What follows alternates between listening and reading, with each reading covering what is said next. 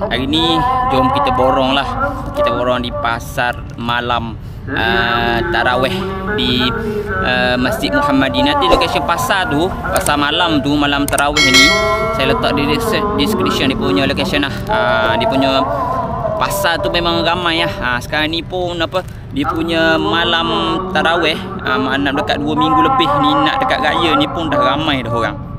Kalau kita tengok tu memang tak berhimpit lagi kan. Tapi bila 5 hari dah dekat raya tu memang berhimpit lah. Memang berhimpit sangat-sangat lah. Siapa nak tu boleh datang.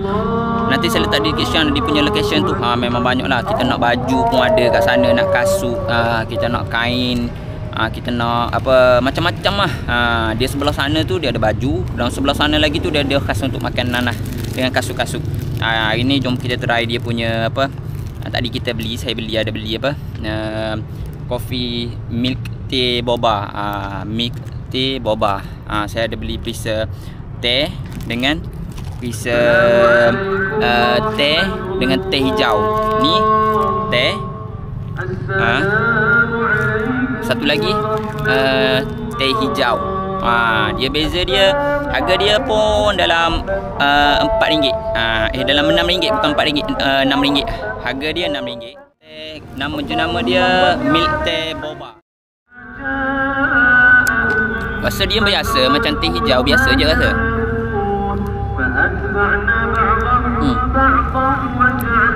Rasa dia manis, rasa dia biasa teh hijau.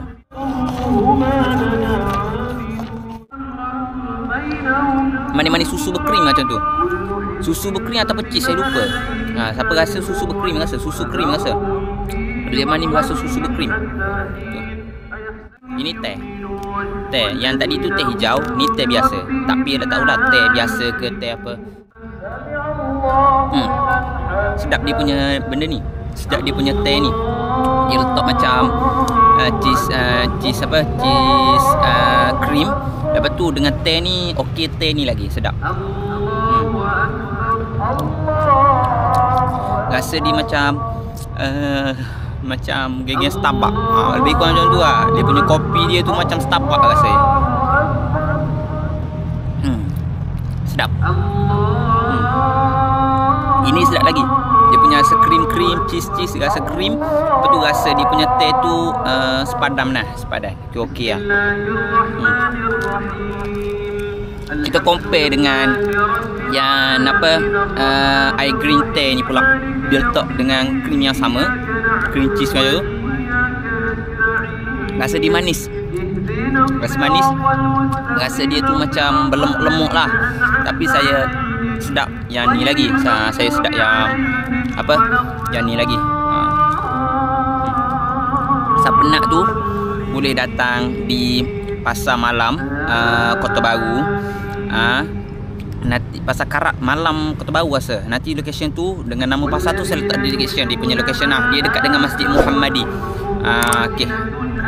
Boleh datang support lah. Siapa minat dengan video ni boleh share, like and subscribe. Yang penting subscribe. Yang penting komen makan apa yang patut saya try.